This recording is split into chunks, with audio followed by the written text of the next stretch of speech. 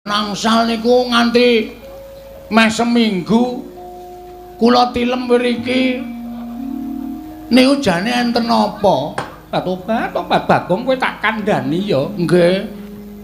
Sasuwene kowe nang kene kok atiku ki krasa seneng. Atiku ki rasa bungah.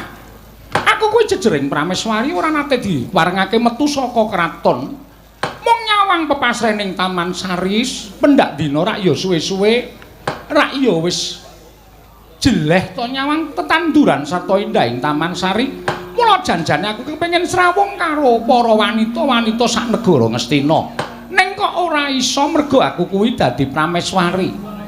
Bareng kowe sawetara nang kene kowe kuwi tansah nyambut gawe tetembangan. Suka-suka parisuka lah kok atiku saya suwe saya seneng, atiku saya suwe saya bungah Bagong. Niwang sumono mangadine luwih ana sasmintaning sun jagat wasisaning Ubathara Paman Harya Sengguni sawetawis lenggah madaning Datulaya mugi kasekecakno anggen jengandika lenggah Paman Plasa Jenar. Kawula non kira anak Prabu sampun boten kirang prayogi pisowanipun ing ngabdi kepatihan. Namung dereng ngaturaken sembah pangabektinipun ingkang Bapa Kunjuk Sandhap Pada Paduka anak Prabu ing Ngastina. Kula tampi karya bombong raos ing manahipun ingkang putra ing Ngastina. Mboten langkung kasekecak anggen jengandika lenggah Paman Plasa Jenar.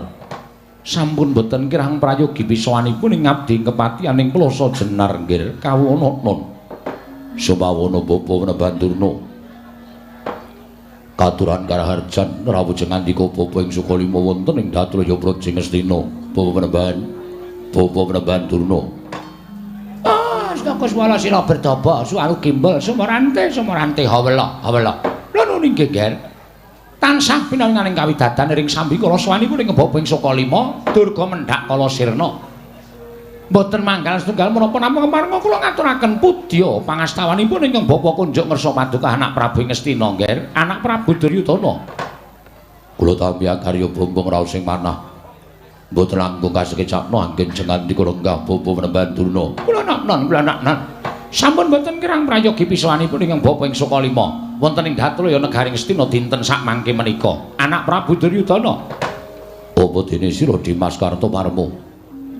Tatanan Prawadyabala ing padha gantung sibo jeneng ingsun diambabarake wigatining pasiwakan aja nganti ning padha saur manuk Dimas Kartomarma.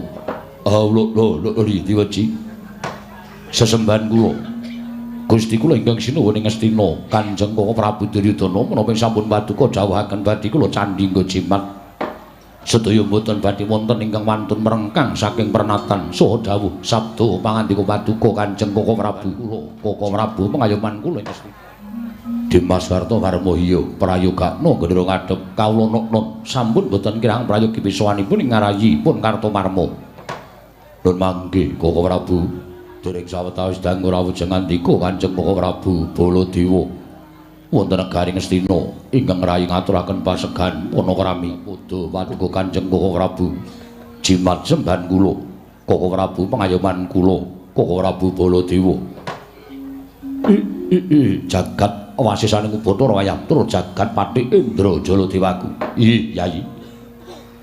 Sampun kula tampi asung pambagenipun Yayi Prabu akarya bombong raos ing manahipun ing Ngraka ing Mandura. Saha-sahanipun ing Ngraka ing Mandura tebih saking negari Mandura tansah pinayungan ing kawidadan niring sambikala. Namung keparenga ingkang Ngraka ngaturaken salam taklimipun ing Ngraka ing Mandura mugi kunjuk ngersa paduka Yayi Prabu kadang kula ing Ngastina. Koko Prabu kula janjang pujaing weni dumawahing wijang urma keting perdaya saestu andadosaken cahya nur cahya daging rah kayuwanan mboten langkung kasekecakno anggen jengandika lenggah wonten ing madyaning Datulaya Negari Ngastina. Koko Prabu Baladewa. Yayi sampun boten kirang prayogi pisowanipun ingkang Ngraka ing Mandura wonten ing Praja Ngastina dinten sak mangke menika malah ing andadosaken gawok raos ing manahipun ingkang Ngraka ing Mandura. Nalika kula tampi nawala sareng kula surasa isining nawala jebul ngandhap piyambak wonten tanpa asta paduka Yayi Prabu Ngastina. Menggah isining nawala dinten sak mangke Yayi Prabu amiji dhateng sawanipun ing Ngraka ing Mandura. Kadhi kula gelak lampah kula daya-daya prapting negari Ngastina boten wonten ingkang gumana musik salebet manahipun ingkang Raka ing Mandura kejawi amung enggal nampi timbalanipun Paduka Yayi Prabu ing Ngastina. Yayi gandeng sak mangke ingkang Raka sampun kepareng sowan wonten ing Datulaya menggah menapa ta wigatosipun ingkang Raka nedya nganglungaken jangga nelingaken karna midhanget sabda tama Paduka Yayi Prabu kula triparing pangandikan ingkang Raka ing Mandura nedya midhangetaken ingkang tedhela Yayi Ngastina Hendra ingkang Puspita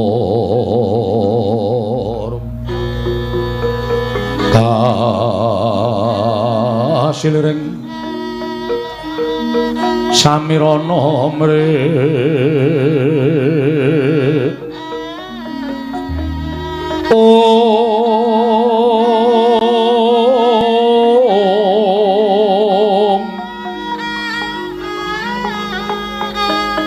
Sekar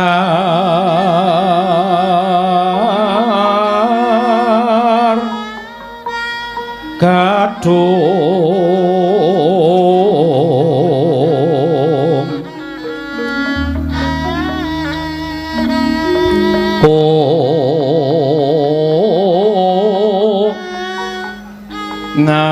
ngas kandanyo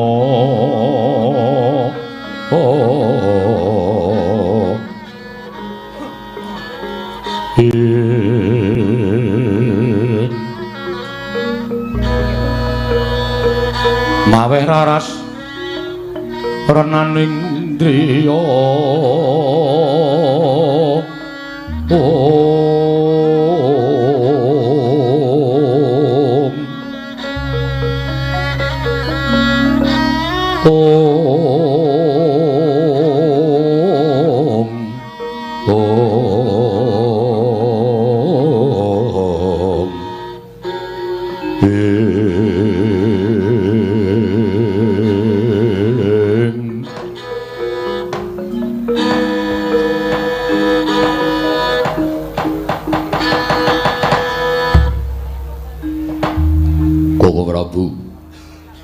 Prabu semban kula Koko Prabu pengayoman kula sewu-sewu kalapatanipun ingkang rayi tadah wadana dene dinten samangke kula wantun ngrawuhaken paduka Kanjeng Koko Prabu Yayi mboten dados sabab jernyatanipun sampun dados kewajibanipun Raka ing Mandura minangka dados pengayomanipun kadang-kadang kula para sata Kurawa sampun ngantos katimbalan ing wanci rina nadyan ing wanci ratri ingkang Raka mboten badhe swaling kayun.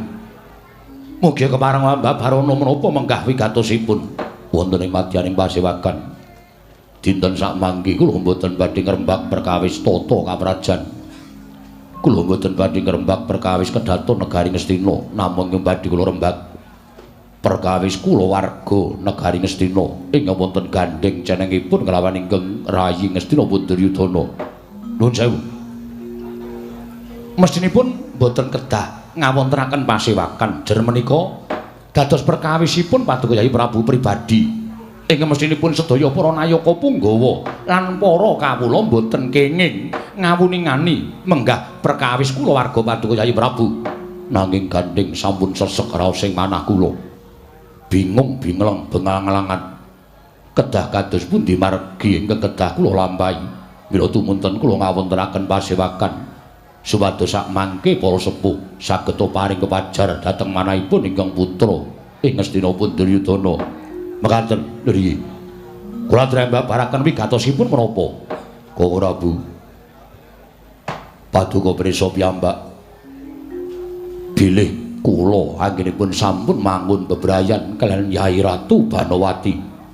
Putri saking katresnan kula menika persasat saben boten sagedipun nembakaken agengipun tresna kula kelawan Yayi Ratu Banowati menika persasat mungkuli dhateng jagat menika nipun pejah gesang kula menika kinarya nambak dhateng katresnanipun Yayi Ratu Banowati tentu kula ikhlas lahir batin nadyan bondo donya derajat pangkat menika kula totohaken supados sakmangke Yayi Ratu Banowati tetep tresna kaliyan ingkang rayi ing Ngastina Duryudana kula mboten badhe owel tuwin mboten badhe anggrundel.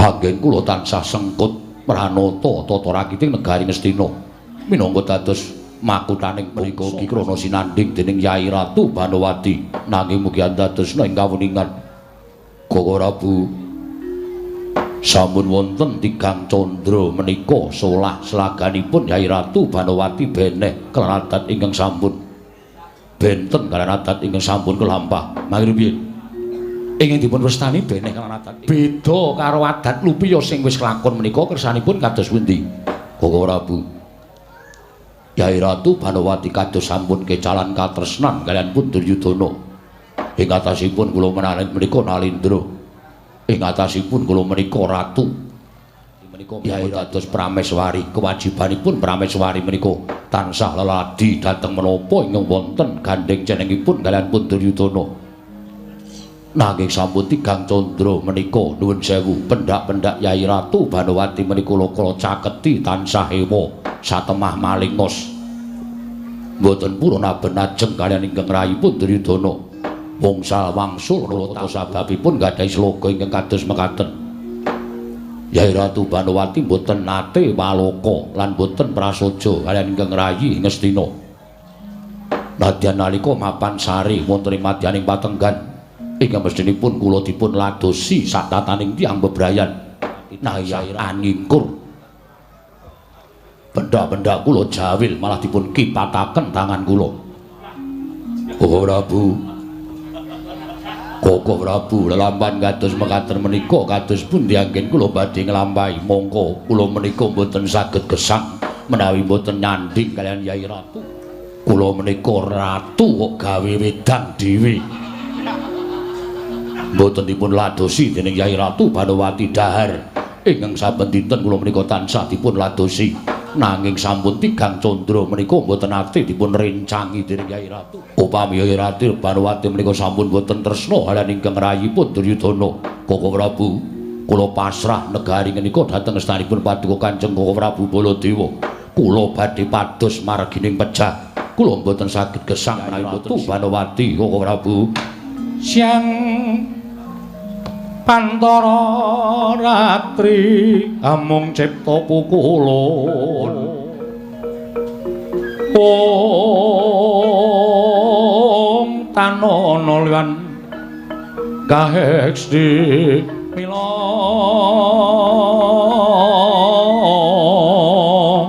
katur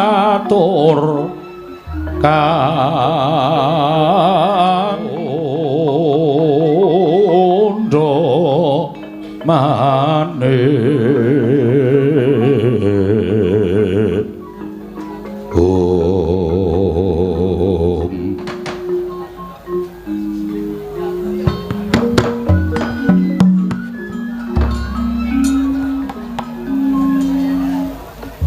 rasa satrageng ulun sumembah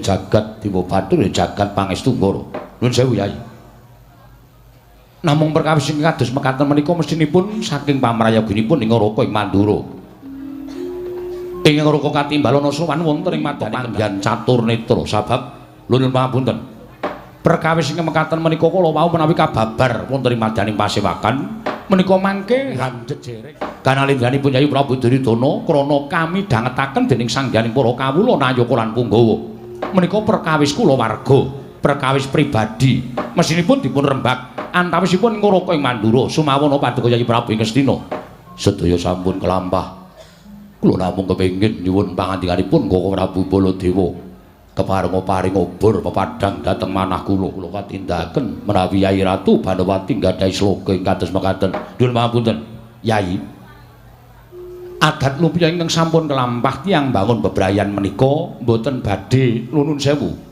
uwal saking pacoban ngibaratipun tiyang lumampah tigang langkah kemawon mboten badhe saged mangertosi kesandung lan botenipun langkung-langkung tiyang nambut saning akrami utawi sampun mapan wonten ing bebrayan ageng nuwun pamunten Selaganipun garwa ingkang kados mekaten menika kula nuwun sewu menapa wonten pangandikanipun Yayi Prabu ingkang gawe kogel kagelan penggalipun Yayi Ratu Banowati babar pisan boten kula dereng nate damel kagol kogelan manahipun Yayi Ratu Banowati menapa dipun suwun tartemtu kula aturaken sarta kula minangkani menawi dados panyuwunipun Yayi Ratu Banowati menapa wonten panyuwunipun Yayi Ratu Banowati ingkang Yayi Prabu mboten saged ngaturaken utawi mboten saged maringaken satemah damel kagol kogelan penggalipun Yayi Ratu Banowati Bawa Prabu bebasan tumuruning lintang rembulan menawi menika saged kula gayuh kula paringaken dhateng Yayi Ratu Banowati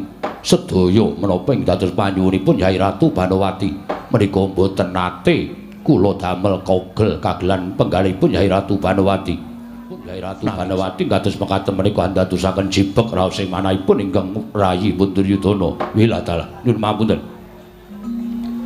Paman Sengkuni kula wonten dawuh sepuh tinimbang Yayi Prabu Duryudana mesinipun nate nglampahi lelampahan ing kados mekaten menika lha nuwun sewu menawi perkawis kula warga ngaten menika estunipun kula mboten kenging tumut-tumut mboten kenging canduk lawung krana menika perkawisipun anak Prabu Inggih atur kula menika mangke kaleresan menawi mboten lak marah damel wirangipun ingkang bapa ing kematian kula nuwun pangapunten menawi saking panginten kula para nayaka semaipun para punggawa nuwun sewu kasaranipun wong wadon menika kadhangkala sok gelo atine monggo nek wis gelo atine nggone ngrangkani karo atine wong wedok angel lho nggih angel mila perkawis mekaten menika tumrap kula dipun kendhelaken kemawon mangke dangu sangsaning dangu menawi ingkang garwa menika betah kaliyan panjenengan tertentu tumuli nyaketi dhateng lenggahipun anak Prabu Ngastina kula sing boten kuat menawi kula kendhelaken kula menika sedina ora caturan ora guneman kaliyan Yayi Ratu Banowati kemawon kula menika gesangipun mboten genep uripe Duryudana kula menika sedina mboten digandeng dening Yayi Ratu Banowati niku rasane urip kaya muspra tanpa guna. Laras saking tresnanipun nggih. Bila ingkang saking menika kula nyuwun sabdanipun para sepuh menapa kita kula tindakaken Bawaduna. Wonten dawuh, Gen. Bawaduna gadhahi pemanggih menapa? Oh, nyuwun sewu. Menawi bab perkawis menika estunipun kula mboten saged matur menawi saged matur menawi paduka menika nyuwun prisa Kakang Durna mboten badhe wonten marginipun liripun kados pundi mergi kula nuwun sewu menika benten kaliyan garwa-garwa para nayaka punggawa lan titah ngubathara liripun kados pundi nuwun sewu Kakang Premban Durna menika mboten nggadhahi tetimbangan wujuding titah sewantah namung satu menika tumrap kula mboten sagedipun suwuni pemanggih mangke riyen Dek Patih arep kaya ngono niku wong do nyebutake garwa Sukalima menika widodari Mejawati kaning keleke papat kok keleke papat lah nek kewan tak keleke rak ya papat to nuwun sewu nggih sampun ngantos ngdangetaken aturipun Adipati Harya Sengkuni menawi saking pemanggihipun ingkang Bapa ing Sukalima garwa ingkang gadhahi sloga ingkang benten menika wonten pinten-pinten perkawis. Pinten-pinten perkawis kados dipun Gusti kula Sang Prameswari Dewi Banowati gadhahi kagol kados mekaten menika tumrap kula namung bab ingkang limrah. Limrah kados pundi? Limrahipun ngaten nggih. Nuwun sewu.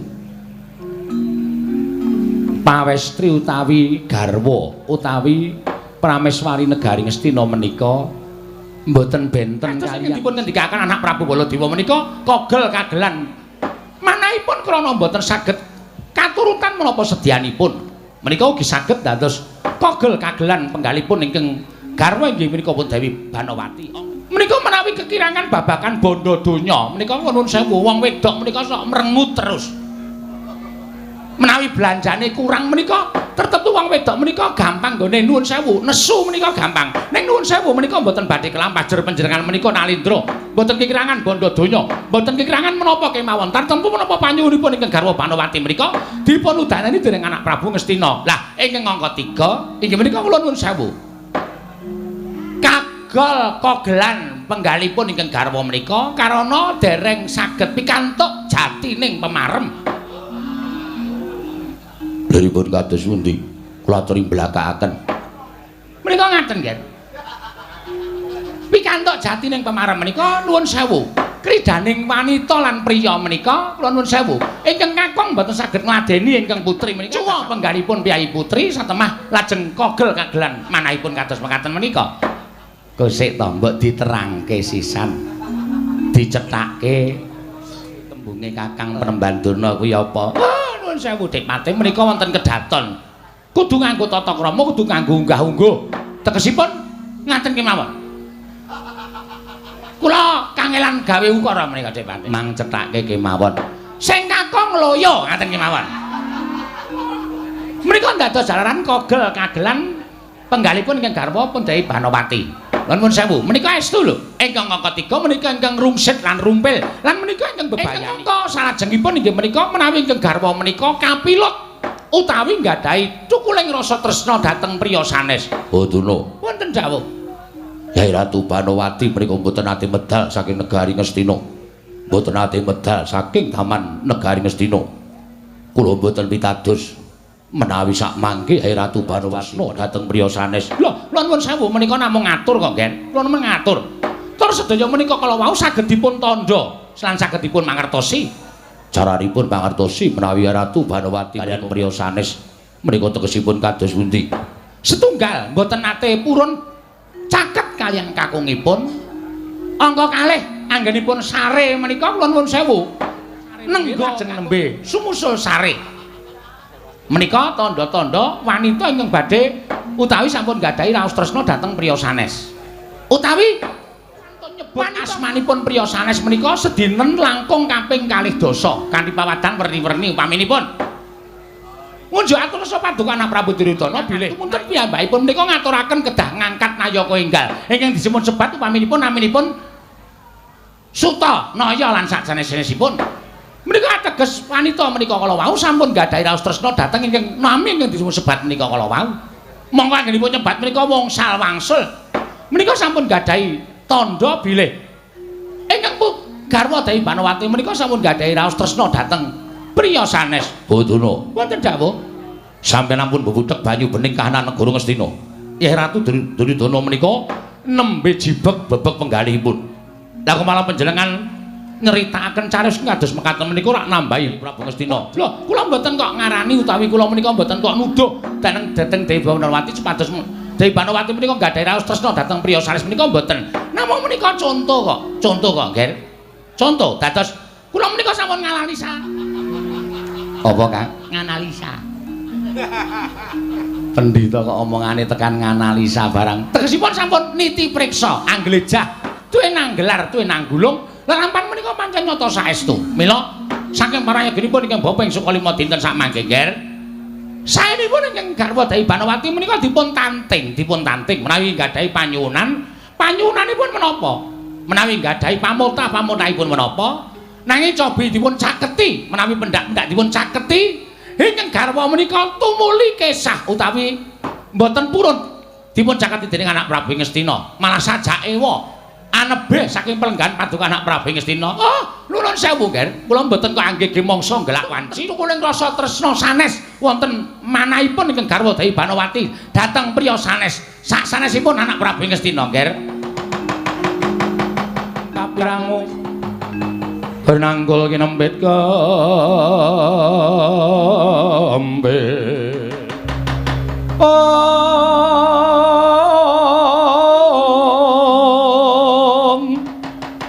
Dosa ngreknaning bawana ya si tukang walang ya si tukang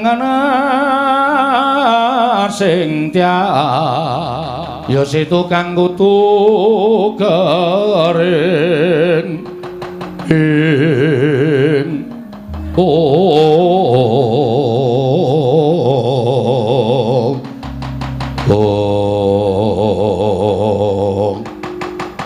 dereng ngantos paripurna Mbal Wacana nalika semanten dume midhanget aturipun Begawan Durna katur dening Nata Ngastina Prabu Duryudana Dadosangan lega penggaling nata ing Astina Prabu Duryudana datan mobah, datan musik nganti kaya tugu Sinokarta. Nglenggahi kanyur pinangka wardu kanyut ujar ganten wardu Jarwangeca. Nginang durung abange durung manding dasaring pertala kasaru geger njaba pelajari ngemban taman ingkang mang minggawaning datulaya karya jingak njaba pelajari ngemban taman ingkang mang minggawaning datulaya karya jingak kang samya mulat.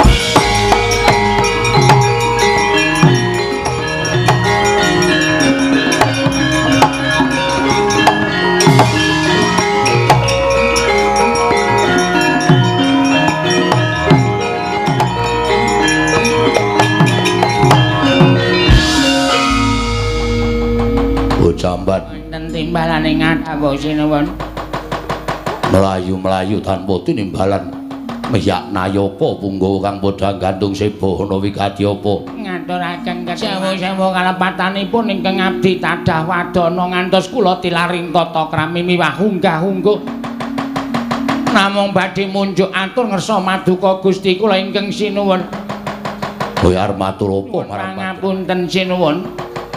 Kula menika abdinipun ingkang garwa Dewi Banawati ingkang tansah nderekaken wonten pundi Dewi Banawati lenggah. Nanging kagiat raos sing manahipun ingkang abdi nalika semanten kula nembe kemawon badhe mlebet wonten patengganipun Dewi Banawati ingkang garwa. Nanging kados menapa to kageting raos sing manah kula sinuwun.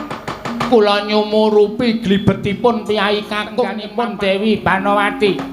Kowe aja ngawu gawar ngawur.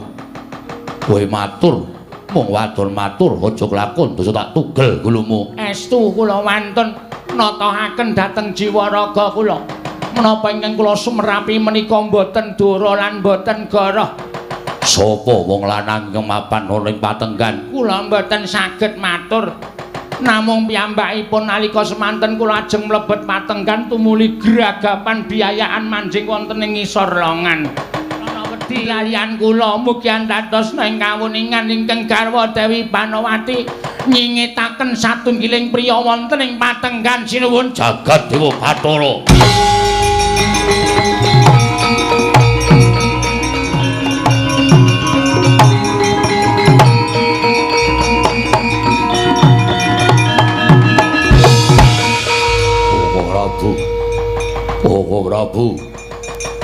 Prabu Baladewa ndara dasih napa sing dingendikake Bapak Yai Ratu Banawati sampun boten tresna kaliyan kula ketitik aturipun nemban.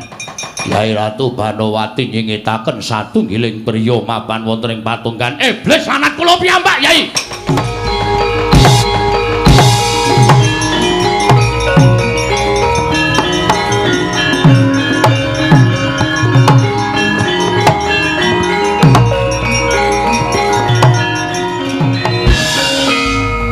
Nyuwun mangapunten nggih. Kula nderek bela lawan lampan ingkang sampun kelampah wonten ing taman negari. Dos pundi nggih, dos pundi. Menapa ingkang kula aturaken nak cocok to nggih? Cocok mergi kula menika kula nuwun sewu ginakaken ngelmu titen, ngilmahaken ngelmu kulino. Menapa ingkang kula aturaken menika jumbuh kaliyan lampan ingkang sampun kelampah wonten taman sari negari Astina. Cukup. Sampeyan wong gerang-gerang ora ngerti atine Duryudana. Tamane ning menungsa sing wani ngebang bojone Duryudana sampeyan wong tuwa digawe apa sampeyan?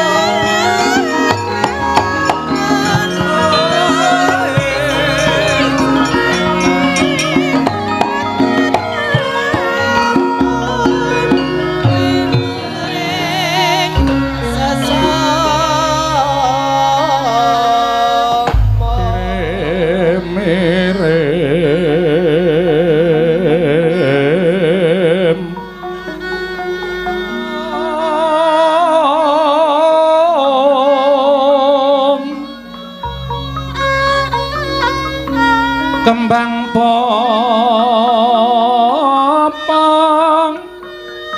terate bang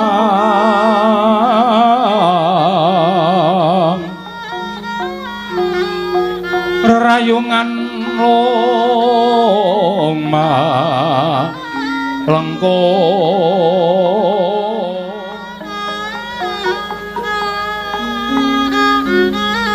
tumalong rumambat wit yan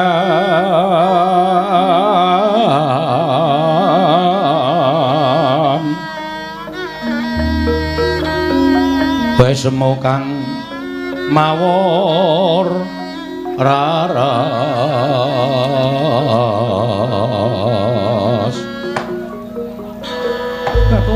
tobat kawan ponokawan Bagong wonten dawuh ngerti apa to sababe pirang-pirang dina iki pendak-pendak kowe arep bali marang bale wismamu aku ora entuk aku tansah gondeli karo kowe Bagong kula niku ya gumun kula niki mung abdi kula niki mung batur sasampunipun sawetawis kula sowan teng negara Ngastina sowan Ndara Banowati kok kula ajeng niku nganti meh seminggu kula tilem mriki niku jane enten apa? Tobat Bagong kowe tak kandhani ya. Nggih. Sasuwene kowe nang kene kok atiku ki krasa seneng. Atiku ki krasa bungah.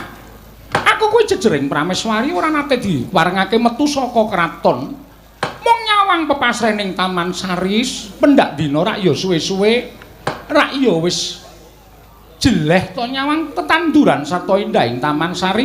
Mula janjane aku kepengin srawung karo para wanita-wanita sak negara Ngastina. Ning kok ora iso mergo aku kuwi dadi prameswari. Bareng kowe sawetara nang kene kowe kuwi tansah nyambut gawe tetembangan. Suka-suka parisuka lah kok atiku saya suwe saya seneng, atiku saya suwe saya bungah Bagong. Terus maksude kula mboten entuk bali, mbok kowe manggon nang kene. Tesih wonten kamar napa? Tegese sing mboten dingge. Mburi kae lho, gudang kae. Kena tok nggo turu. Wah ya ora wangun. Kula nang teng mriki niku nggih. Lah wong biasane kowe iki ya turu ning patengganku. Ning ora jejer. Sampeyan teng dhuwur kula teng isor amben. Pendak-pendak kula ken nembang sampean ming jawil tangan kula nembang. Terus kula nembang kita iya. Lah kula purun teng mriki ning ya naiklah derajate. Naik piye? Naik ki apa? Munggah derajate aja mung dadi Bagong. Ning piye to apa ya abdi? Ya kowe tak dadekke abdi. Kok kayane kurang wangun nek. Niku dereng munggah derajate mergo kula teng Amarka nggih mung wujuding abdi. Teng mriki kok mbok dunggahke derajate napa to napa? Tobat kowe iki wonge nyenengake Bagong piye? Yen ndelok praupanmu ngono ya lecek. Nanging yen disawang nggih manjen kula niku wong sing gawe senenge wong ora tau gawe kuciwane atine wong. Iya pancen mengkono. Ora apa-apa gawean sing mapan ana ning negara Ngastina yen tok tandhangi mesti cepet rampung. Nggih pancen kula niku nek karo gawean niku ditak dhisikke perkara seneng-seneng suka-suka parisuka gojek niku keri. Ning gawean rampung sik. Iya pancen bener. Heeh. Anu nggih. Iya Bagong. Nyatane gawean kabeh ya rampung. Jrambah Taman Sari ya resik, pendak-pendak esuk tok pel, sore ya tok pel. Nggih. Kula niku nek ora nyambut gawe awak kula jimpe. Awak kula kesel. Terus niki kersane pripun? Kowe rasah bali. Nun, kowe rasah bali. Lah terus anak bojo kula ya wis mengko dikirimi pangan sarta dana prabaya saka kene ora usah wedi. Mengke nek kula ditakoke bojo kula ya wis sakarepmu mengko le wangsulan sak karepmu. Ngaten mawon pripun nek upami bojo kula tak pegate. Terus kula tak teng mriki. Lah nek kowe nang kene terus bojomu sapa? Ah upama lho iki. Meng upama nang ya. Sing jeneng wong ora ya sok neter ketrimane urip ing atase sak bagong. Niku nek duwe kepinginan tak ya tak omongake ning upama lho. Upama iya. Upama bojo kula tak pegat terus. Anu, napa kula teng mriki ya istilahe dadekke pil. Pil semono kuwi lek. Wah, iki ora tanggap iki. Pil niku artine pria idaman lain. Ya. Patobat apa tegese piye tegese? Tegese secara terlihat utawa dingertosi piyayoken niku panjenengan tetep garwane Prabu Duryudana. Ning di sisi lain panjenengan niku isin ya. Ora sa isin kowe matura ora sa isin. Lah kula niku ya nyawang karo kahanan kula sing bentuke kaya ngene iki kok duwe kekarepan sing kecak nguntal cagak cebol gayu wulan puto ngitung lintang tangan kelakone cepak murunge to. Ning ora apa-apa yen Gusti ngudaneni sapa ngerti lho. Kowe ra ya ora ngerti atiku to. Kowe ya ora ngerti rasaku. Apa to sebabe aku mengking kowe bali ning bale wismamu kuwi janjane apa? Kowe ra ya ora ngerti. Iki guyon apa serius? Niki tenan lho niki. Iya, kowe kok tak blakani ning kowe blokose. Aduh. Ki nek kelakon gleleng tenan aku. Nek ratu kupil kita. Nganu. Priwon nggih? Kok sik aja guyu sik iki. Kene iki bingung malah. Golek kata-kata secara terlihat masyarakat panjenengan garwane Prabu Duryudana. Napa nggih? Kula niki bojo sing didelikke lah ngono wae. Ngono, bojo sing didelikke. Anu, napa jenenge? Medenan. Tobat. Dadi yen ngono kowe iki ngarepake supaya aku gelem karo kowe napa piye? Mbok menawa upama aku. Ah, gojek. Sembrana iki. Ora, upama aku ora ngendika karo kowe upama to. Upama aku iki gelem piye? Ning aja nganti kawanguran dening Sinuwun Prabu Ngastina. Kowe nang kene tetep karo aku ning pendak-pendak ana nayaka tekan kene kowe tak delikke. Oke, ora masalah. Oke, ning sampean lahir batin, ketuban kowe tak kandhani ya Bagong ning aja kaget. Kowe tak kandhani nggonku. Menging kowe bali ning bale wismamu ki janjane jebul nuwun sewu ora kok perkara bagus. Wong tresna ki ora kok perkara sugih. Ning wong gawe seneng atiku ki ya iso nukulake rasa tresna. Contone kowe kowe nang kene iki gawe seneng atiku, kowe gawe bungah rasaku, jebul suwe-suwe ketukulan rasa tresna karo kowe, Bagong. Sik, pet-petane aku. Kok pet-petan sebabe? Niki kula metung. Tenan apa mboten mengendika sampean kok rasane kaya ngimpi? Ora, iki tenan. Yakin? Iya, tenan. Ah, iki. Berarti mengke lesare kula pun mboten teng isor amben. Ora, jejer aku. Nan, iya. Ucul klambian to? Entuk. Sakarepmu. Nek ngoten kula lungguh dhuwur nggih. Iya, ora apa-apa lungguh dhuwur. Petruk karo gareng arep tak SMS. Kowe saiki nek nyebut aku Ndara, Truk. Petruk mbalas SMS Ndara dengkulmu atus iki. Ngayal aku wis dadi piyayi luhur ning negara Ngastina. Ning apike kowe iku ya aja nganggo sandangan kaya ngono, Bagong. Kowe iki Aku tak takon pirang dina kowe ora ganti? Nggih pun suwe. Kowe iki ora krasa apa piye? Training nggon bokong nganti tipis, nganti ketok jeroane kaya ngono. Menggurung kula suwek niki. Kalang ya bendina sok nggo nglesot. Rene melu aku. Nggih. Rene tak dandani ngangge sandangane anakku Lesmana Mandrakumara. Napa sirahe cukup? Sirahe sirahmu longono. Dongotina iya. Sirah kok kon ngelongi ora. Mengko dicukup-cukupke. Kene. Wah, iki. Kene. Iki patenggan. Papan dienggo nyimpen sandangane Lesmana. Oh, nggih. Sampeyan teng jaba. Aku nang jaba wae. Mbok melu mlebu. Emoh. Ya lawange dibuka kula tak salin. Ora ditutup. Kon njur lucu-lucu sak penake dhewe ora. Wis nagene wangu. Lah to Mbak yo. Bareng disandangi ora mantra-mantra abdi. Halong kirek.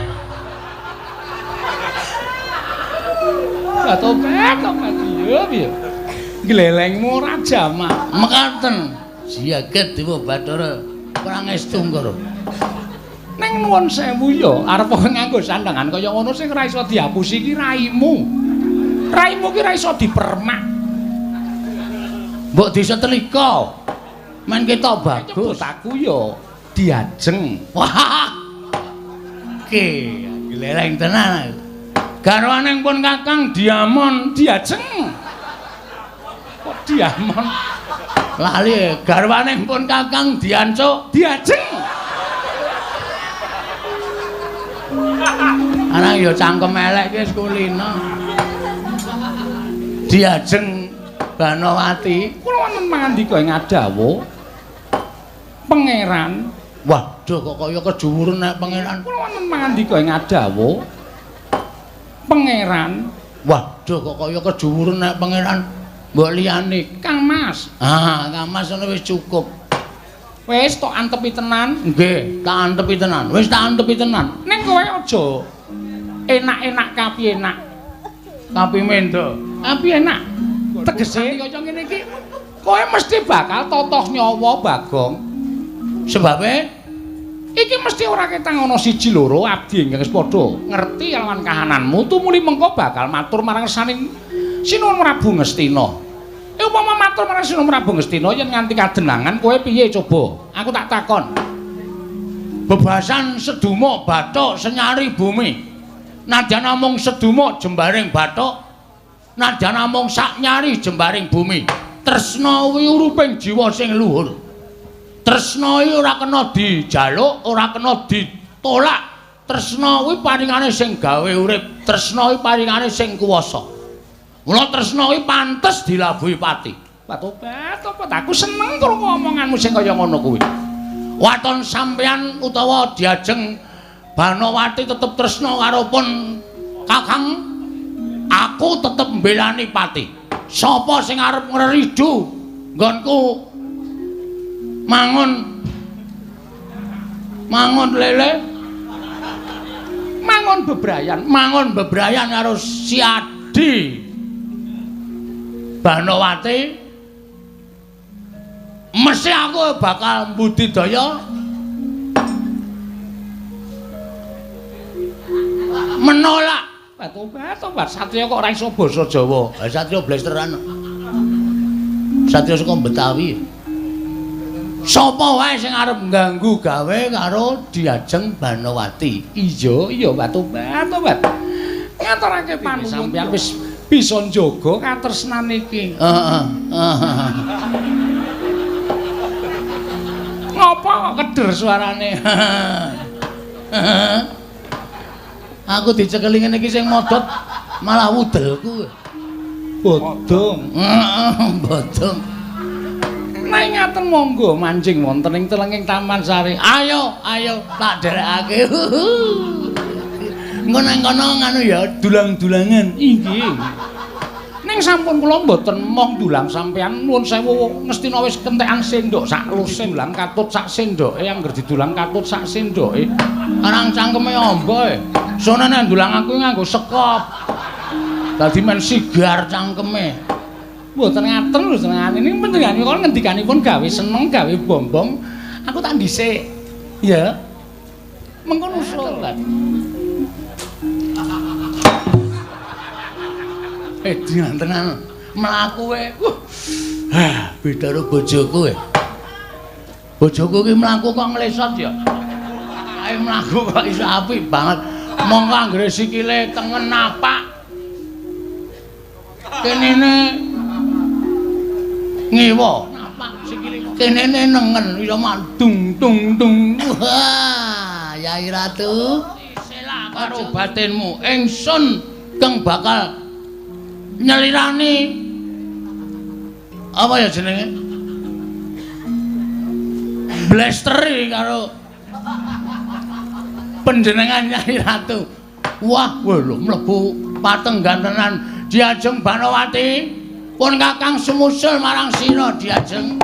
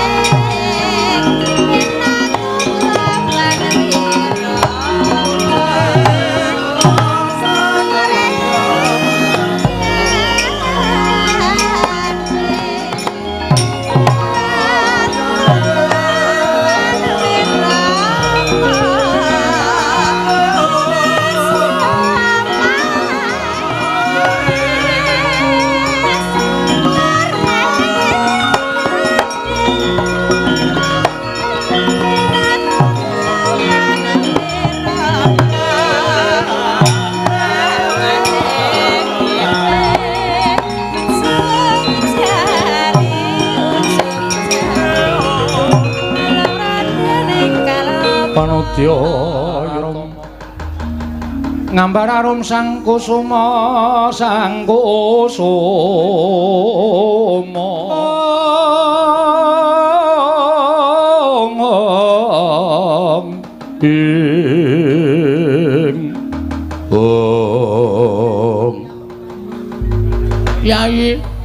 Yai Dewi Baron pengendika ing ngadhawuh Raden samangke sampun sawetawis anggen kula tansah leladi babakan anggen Paduka mbetaken inggih menika dahar lan sak piturutipun namung anggen kula kalian Paduka menika sesambetan menika sampun ngantos kawanguran dening sinten kemawon.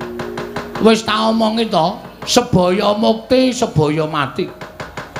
Aku niat ngono iki pancen wis tak niati tenan lahir batin aku tresna karo kowe. Aku nek iso ya rasa bali neng bale wismaku, rasa ketemu karo bojoku, rasa ketemu karo anak-anakku. Mengko nek bojoku njaluk pisah tak pisahi, nek anak-anakku terlantar tak titipke nang yatim piatu. Ana jenenge kuwi? Titipke nang ndi jenenge? Sing gone tipi yatim piatu iki lho. Aku apa, Pak? Panjenengan niku ngendika wong ora dong kok ya dadak ngendika. Anu apa jenenge? Penitipan anak. Inggih monggo sakersa panjenengan. Heeh. Pokoke aja mboten. Nyatanipun panjenengan damel sengsem damel gumbira manahipun ingkang rayipun Banowati. Namung raos kula kok mboten sekeca. Ora penak piye? Pindah. Mboten menika. Ora penak piye? Raos kula kados melang-melang katunggal cabang wonten tepining Balumbang Raden. Panggraitanipun ingkang rayipun Banowati menika mangke badhe wonten Nayaka Ngastina ingkang dumugi wonten Taman Sari. Nek pancen ana Nayaka Ngastina sing tekan kene, aku sing arep wangsulan. Aku sing arep ndadaki lelakonku. Wis ben tak gawe nekat. Wis pokoke anggere kowe tetep seneng rawe-rawe rantas malang-malang bakal tak putung. Sapa sing mepalangi bakal tak terjang. Inggih. Menika estu. Heeh, ya ming saiki ngene, awak dhewe kudu sumpah kados pundi. Nek aku lara, kula nderek sakit. Bagus. Ayu tenan kowe. Nek aku ngasih tekaning pati, kula inggih badhe nderek dumugi ning pejah. Nek aku dirangket wong Ngastina lebokke Pakunjaran, kula nderek wonten ing Pakunjaran. Oke, siap. Nek ngono kuwi tegese wis jos, wis. Jos menika menapa? Tegese wis apa? Tumbuh entuk tutup. Inggih. Pokoke sapa sing tekan kene engko aku sing bakal nandangi. Ngestaken dawuh, ngestaken dawuh. Nuwun sewu Gusti Ayu. Oh, kula ingkang abdi pun Begawan Durna Gusti Ayu. Kula aturi mbikak kori ning Taman Sari Gusti Ayu. Menika kados mantenipun Begawan Durna. Waduh. Kok andang konangan bisa. Kula sumanggaaken. Dek Pate, Pripun? niki kok wonten sandal jepit tulisane BG niku sinten nggih, Dek? Duh, sandalku ya ora tak gawa ngono. Lali aku. Mongko asline sandale gareng kaya asline. Oh, niki kok saya nyubriyani didodok mawon. Nuwun sewu Gusti Ayu Banowati, kula ingkang abdi kepatihan ing Plasa Jenar ingkang badhe mlebet wonten ing taman. Kula aturi mbuka kori ning taman Gusti Ayu. Tobat, monggo Penemban Durna.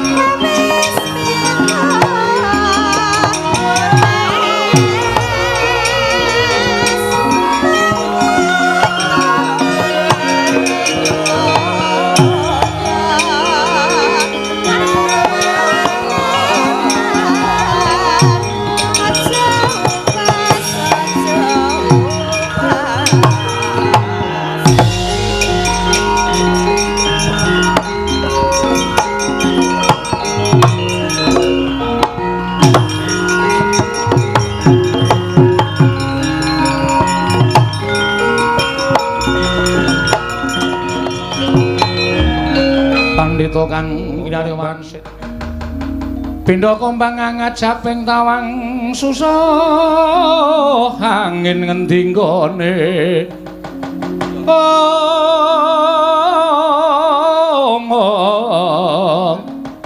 miang galing kangkung beksimi beruluke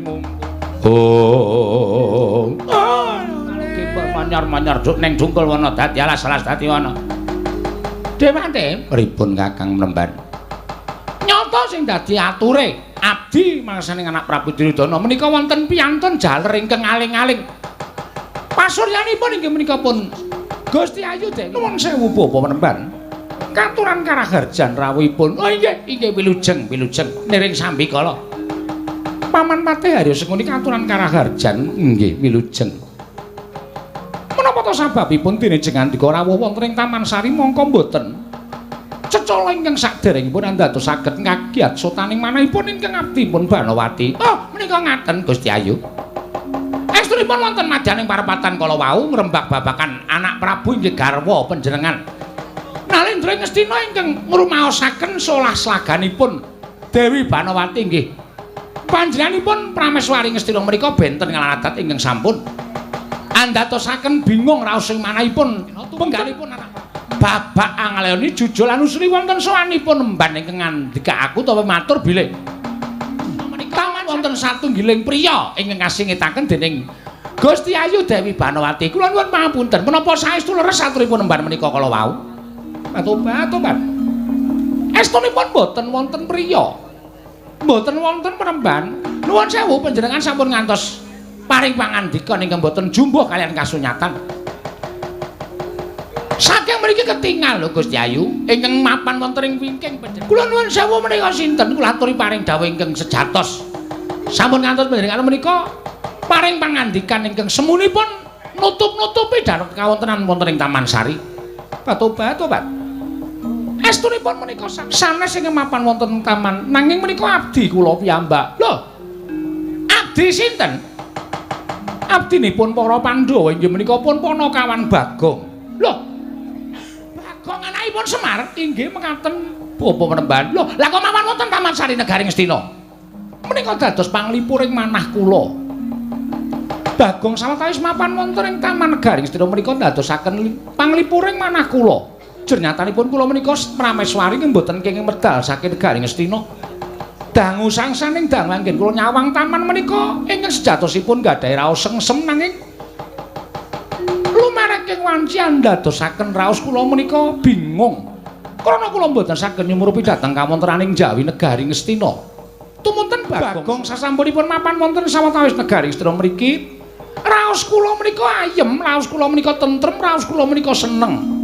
Malah kula ingkang nyuwun supados Bagong menika sampun ngantos wangsul dhateng sudungipun kula dawuh supados mapan wonten negari Ngastina. Lho, mangke rumiyin Bagong menika derajatipun aceplik wong loro saudon telu saurupan. Bagong menika namung batur. Lah kok mapan wonten ing Taman Sari mongko Taman Sari menika mboten kenging wonten setunggiling priya, setunggal kemawon taman. Nanging Gusti Ayu Banowati menika sampun nerak pacak nerajang perbatak. Wonten mlebetaken setunggiling priya. Bagong menawi mapan wonten taman menika kedadipun nyaketi dhateng Prameswari negari Ngastina. Samangke ngaturi mawon, Bagong kula aturi masrahaken dhateng kula. Menawi Bagong sampun kecepeng badhe kula bondo, tanganipun kula kruncung sukunipun, kula aturaken anak Prabu Duryudana.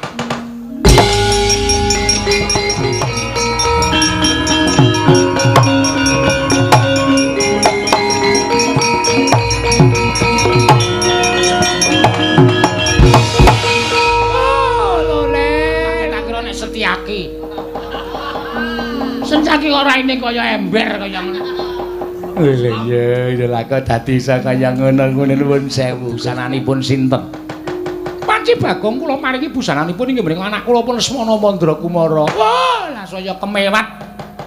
Saya ngias karo wong Ngastina ing atase derajat urutan. Lah kok wani ngagem busananing putra nata Ngastina. Bagong. Penemban Durna. Iya, dasar para nyata. Aku Begawan Durna. Tepungke Satria Baja Hitam. Baja-baja dengkulmu melecat kuwi. Kowe iki Bagong arep nganggo nyandang kaya apa wae iki raimu kuwi ora iso diapusi. Raimu ora iso ngapusi. Wis rasa dadak kowe kan gunem tanpa guna. Kowe ngopo mapan ning Taman Sari Negara Ngastina? Lho. Kowe ora entuk undangan lho. Lho, undangan apa? Lho aku wis jati. Iya. Ora usah iyang-iyang sengkune arep ngopo kowe? Asli nek ora percaya takono Dewi Banowati. Dewi Banowati iki garwa nata Ngastina, wis ngerti. Ning ngoyong apa? Penggaling Dewi Banowati merga dadi garwaning Prabu Duryudana. Prameswari ora entuk metu saka kraton ming kaya dikunjara ning jero Taman Sari. Sing iso nglipur atine Dewi Banowati terus aku disengkake ngaluhur dadi pria idaman lain. Karo Dewi Banowati. Tegese kowe ngrebut Dewi Banowati saka astaning anak Prabu Duryudana. Ora ngarep sing seneng ki kene sike. Lho. Ora percaya kowe? Yayi, wonten dawuh. Kowe tresna sik to karo aku? Inggih, rungane kupinge. Aku ngrebut wong jujur. Aku ora tau ngrebut, aku ngrebuti pisan bojone Gareng tok lagi. Mergo kok kaya ngawe-awe. Nek ra nggone kakangku dhewe ora masalah. Kaya ngono lho lek ngendika. Wis kowe meneng. Aku wis tetep ngantepi seduma bathus nyari bumi. Katresnan kuwi gondol nyawa tak lakonane. Ora ao-ao. Areng apa kowe rene? Aku arep nyekel karo kowe. Lho. Aku padake kewan apa piye dicekel? Menungso. Nek pancen kowe iso ngalahke Bagong, kowe kena sikile Panakawan. Metu ta, metu tandangi legane ati urgane.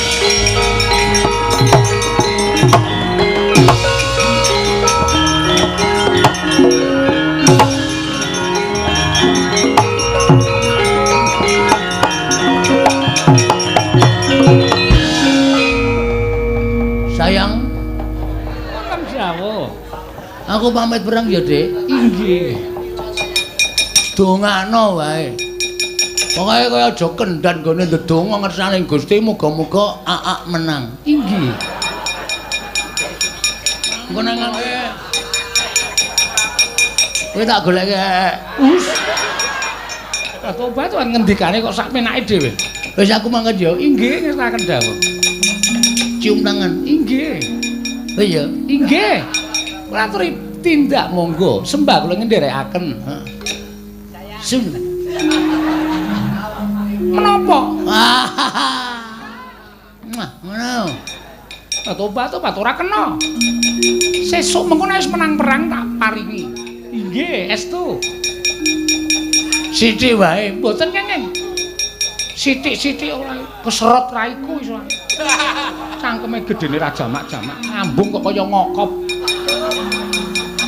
Pucukane tok wae. Mboten kenging njaluk pamit, Yayi. Garo aku sing paling ayu kok. Tak antepi katresnaku karo kowe.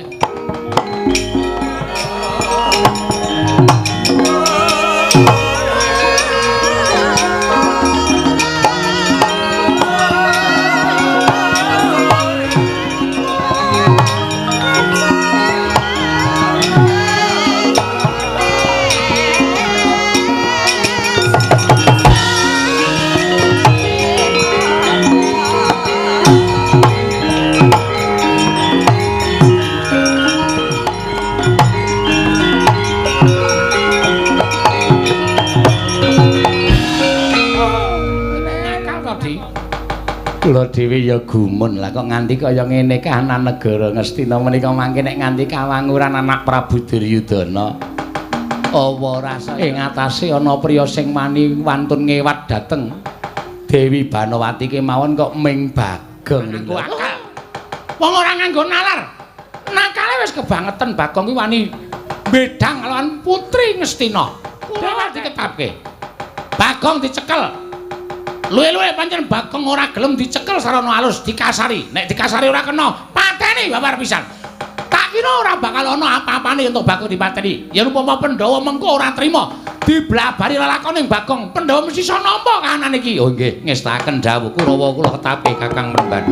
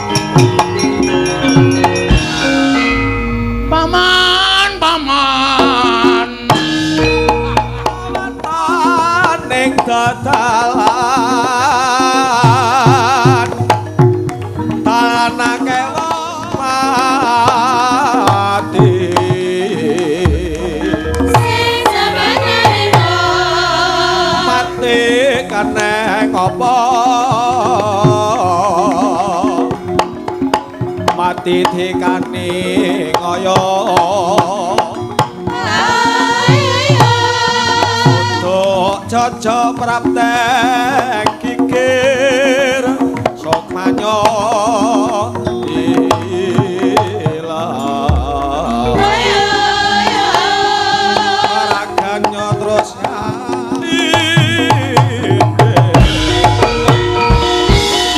waradar tobat ora pangling tak iling-ilingi sandangane merabot nanging bareng aku weruh raine iki Bagong lho iki.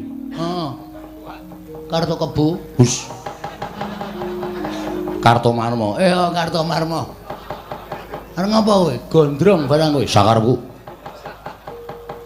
Kowe arep nyekel aku to? Dasar para nyata Bagong. Mbok yo ngilo karo kahananmu. Ngilo karo githokmu. Kowe nyawango karo wong ceplik. Kowe derajate wong loro saudon telu saurupan. Kowe ming batur. Ngibarati kaya dene cecak nguntal cagak cebol kayu wulan wutung ngitung lintang tangeh kelakone cepak wurunge. Ewadene lah kok dadi kowe nekal anggibang kelawan Kakang Mbok Banowati. Kowe serep nyawamu, jeleh nyawang glaring jagat eseming rembulan. Kepingin tinjung akhirat nyawamu. Rasa pidato kowe. Kowe nang ngene butuh arep nyekel aku to. Aku mau cekel dadine gelut. Yo, wis. Dadak omong, apa ki mau kahanan ngomong wayang kok kangenan le omong. Cebol gawe wulan wutung. Wis kok kowe ana tengah des rampung. Ciwas kowe sumbar kemewat kaya ngregem jimat kaya demek mercon lan tapi itu. Ning nek kalah percuma nek ngomong oke-oke kaya ngono kuwi. Pecah siramu. Blotot wetengmu kowe. Lho. Kok ngawur sak karepku sak kecekele. Luput peteng sak kecekele lho iki tak blotot. Mati dening aku. Ayo panggal tak ayoni karto kuat. Karto Marmo. Karto Marmo.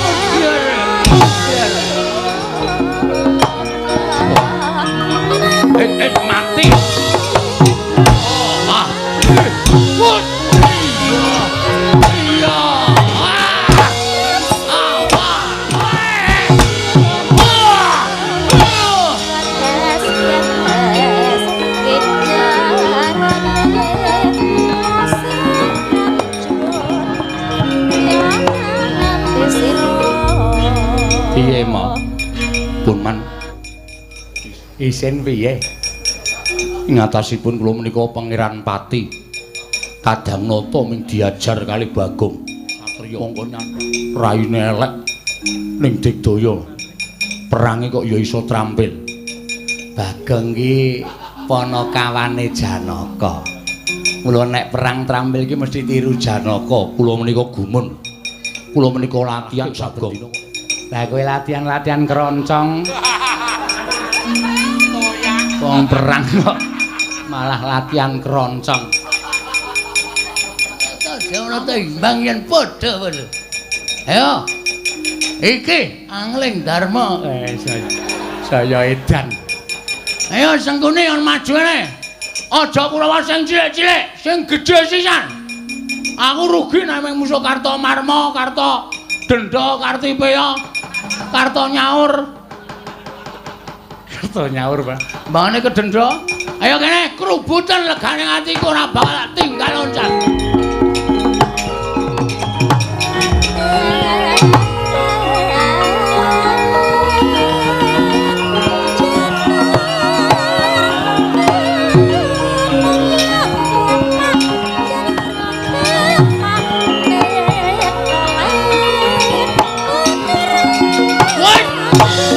Ojo mlayu.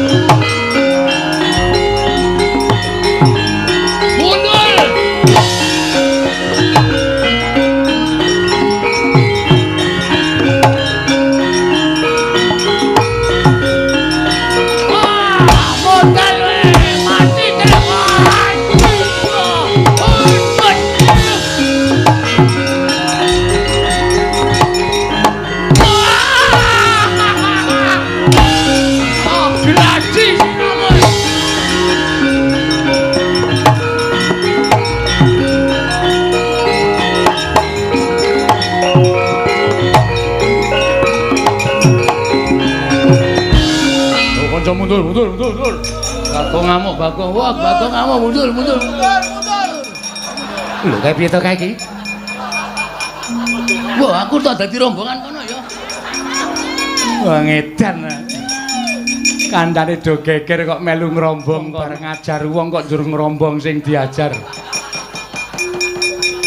Piye? Gleleng ta aku? Ayo aja ming Kartomarma karo sing cilik-cilikan. Sapa sing gedhe dhewe jenenge? Dursasana. Nah, Dursasana kan tekan kene.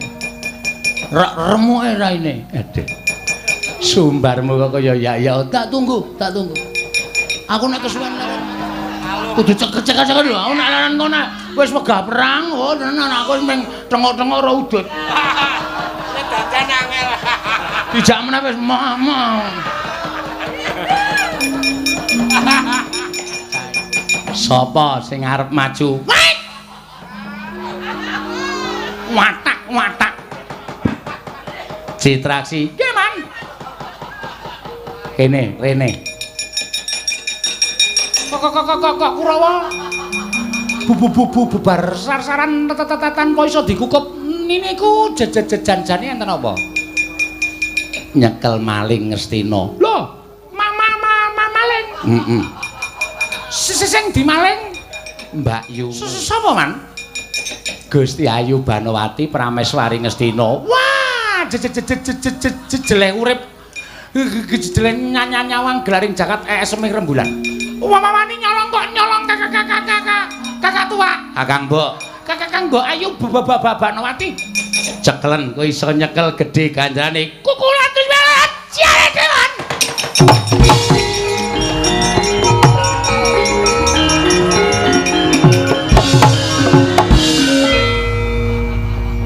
Munggo gawa plinteng tak plinteng sirahe. Makne cilik kok ditabrak sak penake dhewe.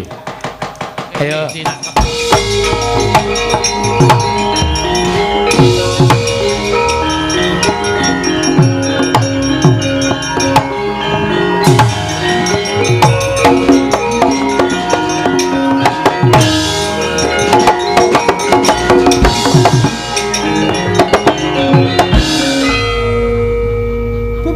Bajigor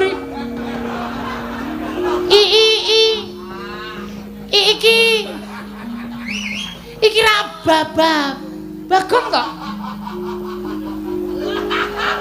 Pancen keparane to. Iki ra Citra Menggala. Citraksi. Ayo, kowe arep nyekel aku. Nek ngerti kowe malinge, aku ora melu-melu. Soale aku nek karo kowe iki mbok modar nek wani. Ngopo kok cenanangan tekan kene? Tak kira nek dudu kowe kok malinge. Malinge aku. Aku wis rabi karo Dewi Banowati. Wah, semi. Masa ngapusi? Kok kowe rabi karo Kakang Mbok Ayu Bajindul anu Banowati? Heeh. Piye? Arep ngapa? Arep nyekel aku? Ora. Nek ora ngopo nek kowe niat tenan ya wis ora dadi masalah.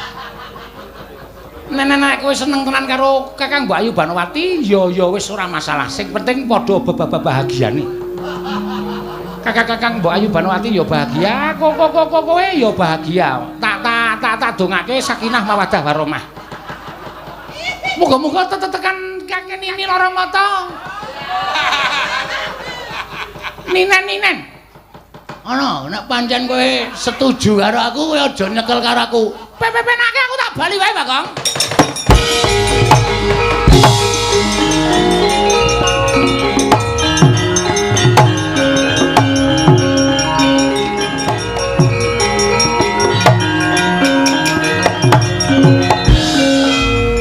Kok ora sida perang? Jebule. Nek ra tak pernahke ngarep jebule. Dudu wong kono-kono kok, Man. Dudu wong kono-kono. Lah sapa? Sing dadi maling niku Bagong. Lah iya. Lah ya aku ngomong nek Bagong to. Sampeyan ora ngomong nek Bagong. Sesampeyan ping ngomong nek ana maling. Kula melayu sipat kuping bareng ketemu wonge matane sak ndok ceplokan. Cecangkepe ambone ra Jawa-Jawa ning nganggo sandangan kasatriyan. Lah iya. Bagong. Lah terus tak dongake ana bledek. Sing apik nek ngomong. Karo anake kok kaya ngono lho. Aku nggagas kowe iki suwe-suwe iso mangkel lho, Dik. Lara sirahku. Saiki aku tak takon karo kowe. Memang takon ning aja angel-angel. Ya. Banowati iki sapa? Mbak Yu kula. Kuwi bojone sapa? Prabu Duryudana. Lah iya. Terus nek Mbak Yumu bojone kakangmu dipek Bagong kuwi kowe ikhlas ora? Tergantung sing lakoni. Tergantung sing lakoni piye. Nyatane Bagong iso dhaup karo Dewi Banowati ateges Dewi Banowati ya gelem karo Bagong. Ya wis. Nek diparani wong seneng padha seneng kejaba mung ditirabekke. Sampeyan rasa ganggu karo Bagong. Nek kakangmu Nalindra Ngastina ngerti apa ora nesu?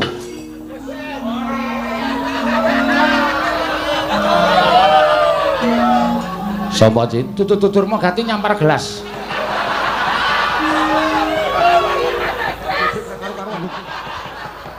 Ayo. Rumah saku Pun mang tandangi kula mboten ajeng melu-melu. Pun monggo. Kula ora arep melu-melu. Dur, Nur. Nyekel maling lho. Mboten. Lho. Malinge Bagong pun kewirangan mboten sah maju. Kula pirang-pirange bubar mawon ora karu-karuan. Napa melih kula mengke malah kisinan man. Mbak Bagong kajenge mboten apa-apa. Wong iki padha-padha gelem nglakoni kok dadak dikisru. Pun kula tak teng mriki mawon. Ora mangkat. Mboten pun telat men 7:30. Kaya sekolah wae rumangsamu. Kakang Premban Durna. Lole Bagong ora pasrah bongkoan tiban cundha maneh ora jeblok kowe muncul tentang Bagong.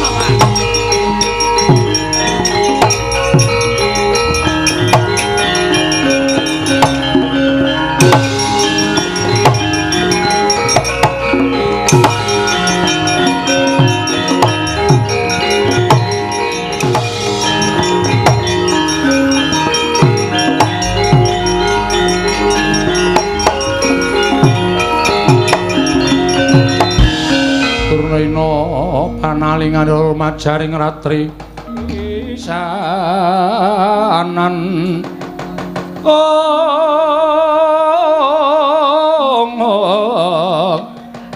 aneng perang Bratayuda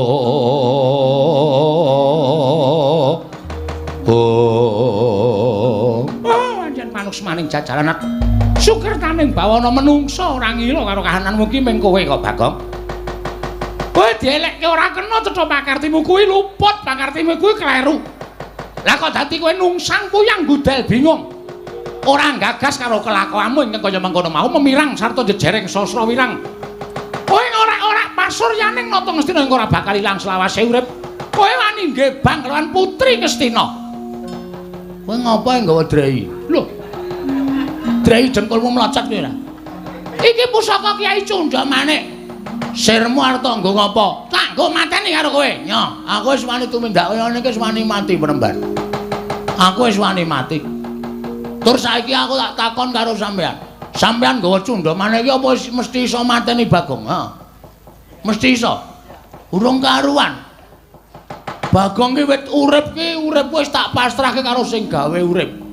Merga kula ngerti urip ki tanpa pawitan. Wong dagang tuna andum bathi sing didum yen tuna sing dibakul apa. Wong urip ki ora njaluk, ora utang, ora ngemis, ming saderma diparingi karo sing gawe urip, ya urip ngono tok wae. Kala mangsa dijaluk karo sing gawe urip, pasrah, digedhongono, dikuncenono. Wong urip arep menyang endi parane. Tur upama Bagong ki kalah karo Cundamanik dipateni nganggo Cundamanik, ora masalah. Ora masalah. Wong urip ki mengkari antri modare kok dadak digawe angel. Mengkari antri sampeyan nomor pira, kula nomor pira, dhisik kowe apa dhisik aku, meng ngono tok wae. Ora usah dadak aneh-aneh. Tur saiki kula tak takon, apa mesti Cundamanik kuwi pusaka ampuh terus iso nggo mateni karo wong? Apa mesti? kelakuan no. Loh. Sorry nek aku ora basa karo kowe. Nang kene iki ning peperangan ora ana wong tuwa, ora ana wong enom, manane mung wani karo wani. Dadi aku ora perlu nyebut kowe iki penembahan, ora apa-apa aku nyebut kowe no utawa dur. Saiki ngene ya. Kowe ngerti ora? Pusaka ampuh ki ora kok saka sing duwe, ning saka sing gawe urip. Apa-apa sing ampuh ki mung saka sing gawe urip, mergo diparingi daya karo sing gawe urip. Ning nek sing gawe urip ora maringi daya karo pusaka kuwi, ora ana apa-apane. Kowe tau ngerti critane Nabi Musa lho? Pendhita ming serban karo ketemu sing ngundhok bosok. Nabi Musa duwe tongkat, tongkate ming kayu, ning mergo entuk firmaning sing gawe urip. Musa tongkat kuwi sabetno ning Laut Merah. Mergo entuk firmane sing gawe urip, tongkat sing maune kayu dadi sombelah. Ning nek ora entuk firmaning sing gawe urip, tongkat mau ya ming kayu ora ana dayane apa-apa. Ora beda karo pusakamu kuwi, tok gonggongke, tok ndel-ndelke, ning nek sing gawe jagat cundha manik ora ana kekuatane mungsuh Bagong. Nyo, timbakno. Ora ana kekuatane, Dur. Modar kowe mungsuh iki. Arep nang Ngastina kowe dadi guru, arep nang Ngastina kowe dadi pendhita, nek mungsuh kowe kentekan akal. Nyo, timbakno. Nek nganti tiba ning dadane Bagong, aku ora mati ming metu gedhiye mergo tatu, aku isih iso glawat moncrot-moncrot. Ayo muni ya. Ora plendas-plendus ngono kuwi. Ayo. Nyoba apa piye?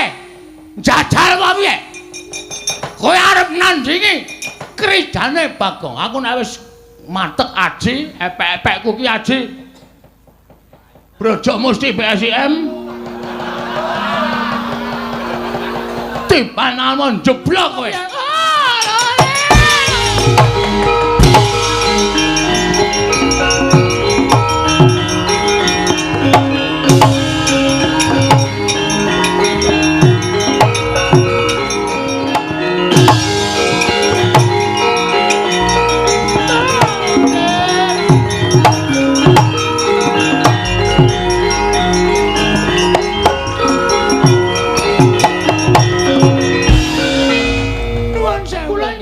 Nggih, mahapunten Bawan Banduna. Inggih. Kabaripun pripun? Aturimban ing Taman Sari Negara Ngastina menika wonten Duratmaka. Wujuding priya ingkang mantun nggih Bang lawan Yayi Ratu Banowati. Napa kabar niku kala wau bener napa namung kandheng kabaran? Oh, estu nggih. Estu. Wonten priya ingkang mantun nggih Bang lawan Yayi Banowati. Lho, nyata? Inggih, nyata saestu. Sapa menungsan sing wani-wani nggih Bang Yayi Ratu Banowati?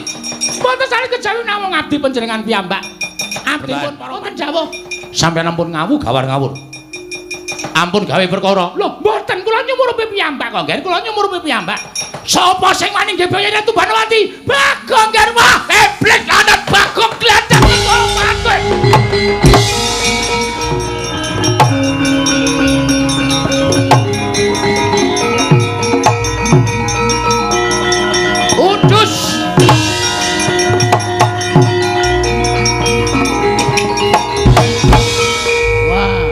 Sing nesu iki gawat tenan iki.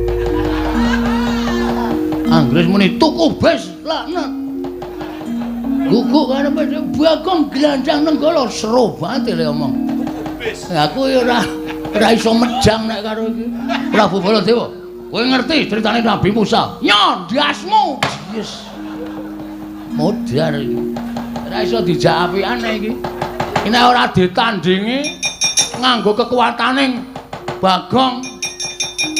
Nek pancen niatku iki diayomi karo sing gawe urip, nek pancen niatku iki pancen ya istilahe ya dinggo selingan lah ngono nek mesti aku iso diayomi karo sing gawe urip. Wis tak pasrahke patiku. Nek dewa urung ngeparengake Bagong tekaning mati dina iki mesti aku duwe cara nandingi nata mantura Prabu Baladewa.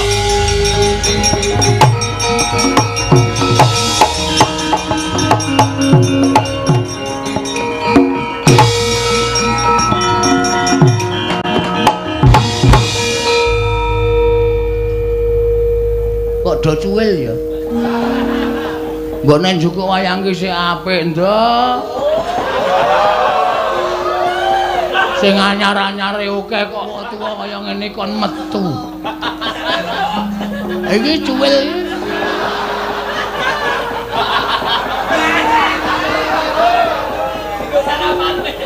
Napa? Paling karepe iki mesem. Tuwa. Tuwa kae saiki nek tuwa ki sing ngerti ki saiki meng anu jenenge kolektor wayang. Nek masyarakat umum ngertine wayang ya gebyar. Ngono, sok nek ngono kuwi. Ha iki mesake ngono nek pipril meneh. Malah cilaka aku. Hah, karep kapamu kapan kowe? Tandhi legane atiku strayali binatang gembira loka. Nek cara biyen ngono iki lha aku ora hafal. Ngapalke nesune Baladewa cara biyen strayali binatang strayali September, Oktober, November, Desember. Bisa hitung-hitung sasi. Ayo, iki Prabu Baladewa. Tandangono legane atiku, Mas.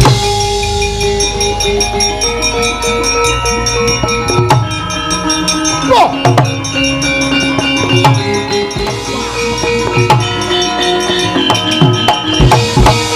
Wah, keranjingan menungso ratatanan. Iki ana Baladewa iki.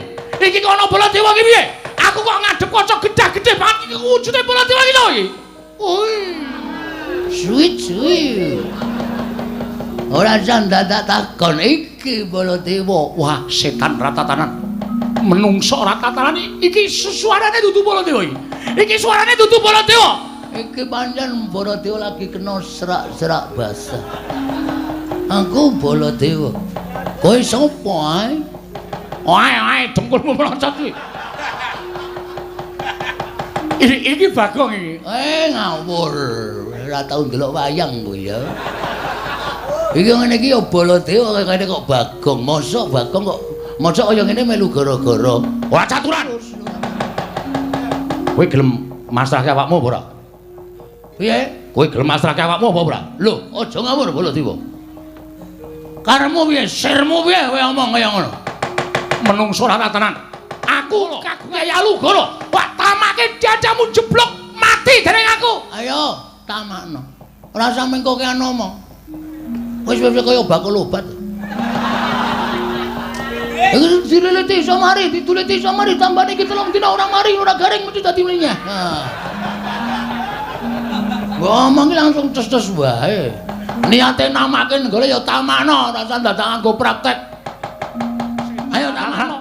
Gawe wirang nata mantra Prabu Baladewa. Kowe gawe isine nata mantra Prabu Baladewa. Grethe nenggala jeblok wetemu. Mati dah, muter dening aku wae. Mati dening aku manungsa apa?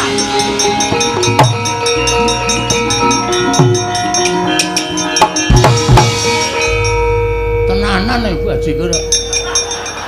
Lagi ketap-ketip bres. Apa no masamu aku ora duwe kekuatan. Entekno.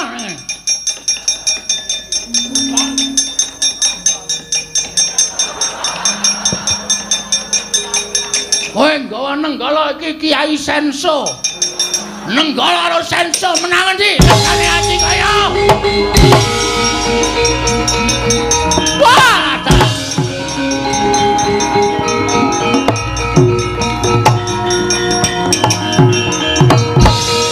Apa member kaya ngono kuwi?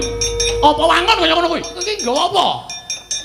Iki paringane Bathara. Pathuk. Bakpia pathuk. Wah, setan ratatanan. Kuwi graji. Iki Kiai Senso tamake Gunung Jugruk Segarasan. Graji piye? Saentuke. Anane iki kok. Iki Baladewa darurat kok. Jebol dadamu. Oh tak. Namane kok dadak ngek-ngek. Ana ora di ngono-ngono ya ora main. Kowe senengane mati.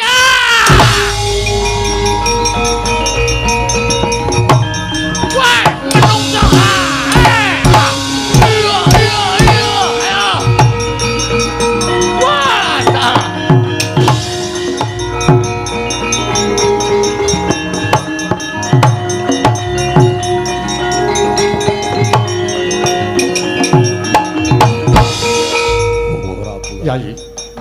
Sewu dawuh kalapatanipun ingkang Raka Tadawadon. Nyata menawa ing dipun aturaken dhateng emban menika kala wau kepara leres lan boten atur dara. Telanging namansari wonten menungsa ingkang wonten anggebang dhateng garwapun Yayi Ratu Banawati. Tatanan. Kula piyambak badhe nugel jangganipun menungsa menika kala wau. Mangirwi. Menawi panjenengan menika mangke nyumurupi dhateng tiyang menika kala wau tanwande malah saya boten kanten-kantenan penggalipun Yayi Prabu Ngastina. Lajeng paringipun. Kantanipun malih menika ampuh digdaya sekti kalintang jayaning perang pilih tanding boboting yuda. Kurawa bubar mawut. Nadan bawa penemban Durna mlajar kula piyambak dipun wirang-wirangaken dening malih menika kala wau. Aduh Koko Prabu. Menapa iki kula badhe kejalan dhateng Yayi Ratu Banawati, Yayi Lenggah Sekeca. Menawi perlu mapan wonten salebeting kedaton. Nyengetaken saliranipun Yayi Prabu Duryudana sampun ngantos kawanguran dening malih menika. Ora badhe tindak dhateng pundi? Kula badhe kadang-kadang kula para Pandhawa Yayi.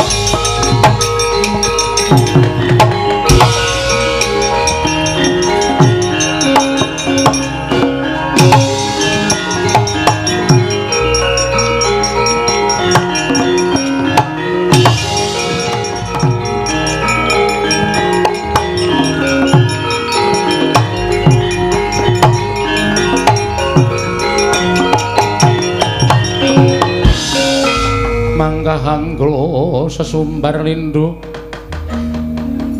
bumi kuncing kumaluduk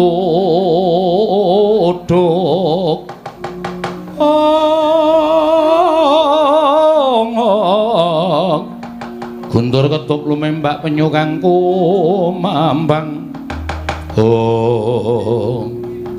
bubar maut laku neng perjurit rantak-rantak kaya sila blekiti.